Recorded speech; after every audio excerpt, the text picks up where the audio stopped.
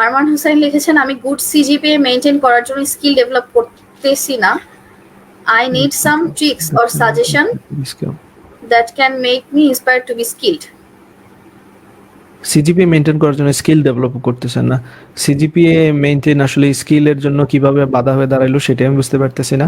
কারণ ধরেন আপনি যখন সি প্রোগ্রামিং অনেক ডিপ যাচ্ছেন এবং সেটা দিয়ে প্রবলেম সলভিং করতেছেন, আপনার ইউনিভার্সিটিতেও সি প্রোগ্রামিং সাবজেক্ট আছে।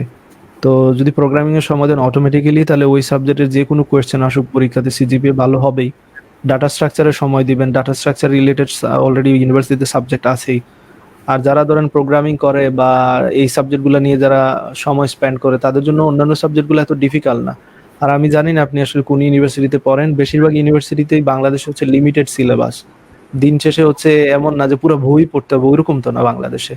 অথবা দেখা যাবে 5-6টা চ্যাপ্টার সর্বোচ্চ পড়াবে, বই পুরাটা কিনাইলেও দেখা যাবে ওই সর্বোচ্চ 5-6টা চ্যাপ্টারই পড়বে। টিচারেরও সময় নাই, স্টুডেন্টেরও সময় নাই। সো সিজিপিএ মেনটেন করা বাংলাদেশে টু ইজি আমার কাছে মনে হয়, অতিরিক্ত সহজ।